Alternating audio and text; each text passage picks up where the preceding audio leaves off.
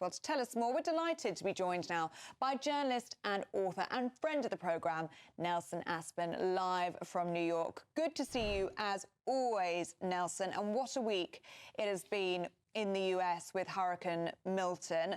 Two different airings of the show aired two different answers from Vice President Harris, which means they had been edited between the first sort of mumble-jumble answer and the second more polished and prepared answer.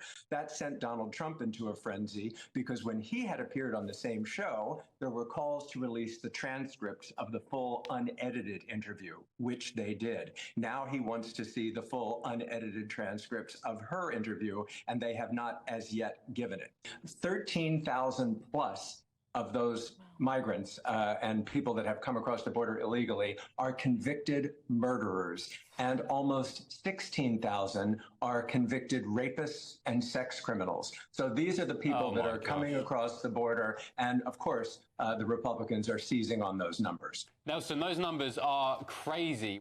Well, President Zelensky is in a very difficult position because he doesn't know who the president's going to be. So he has to play both sides very carefully. In the event that Trump wins, in the event that Harris wins, he has to make sure he's friends with both. Do you think she was right to take that risk?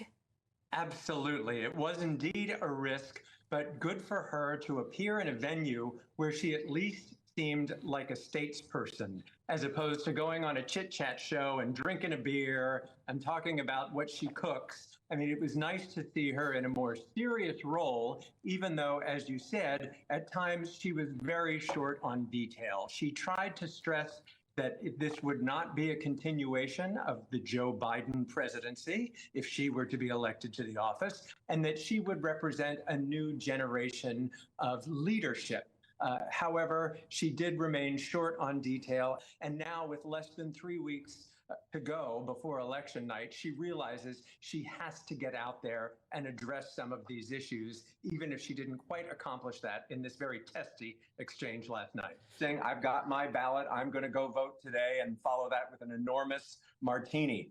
And what's interesting about the neck-and-neck aspect is that it has caused Kamala Harris to sort of change the direction of her campaign, whereas she touted it as one of joy.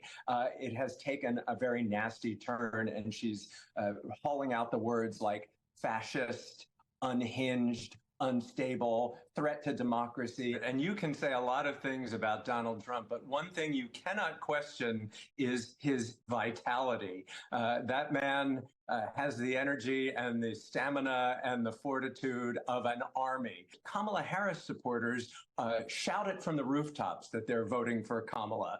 Donald Trump supporters are not always so vocal. There is a large swath of closet Trump voters, and I think that is going to make the difference. So it's not necessarily about who's polling better. I think it's all going to boil down to turnout on election day. 17 days away. Yeah, not counting, Nelson, not counting. I was thinking of actually getting a plane over to America to just experience the election, just off my own time. He wants to come and see you, Nelson. I'll come and see you for. You can take me for a coffee down in New York. Come up to my place. We'll have a viewing party. Yeah, I'll hold you to that.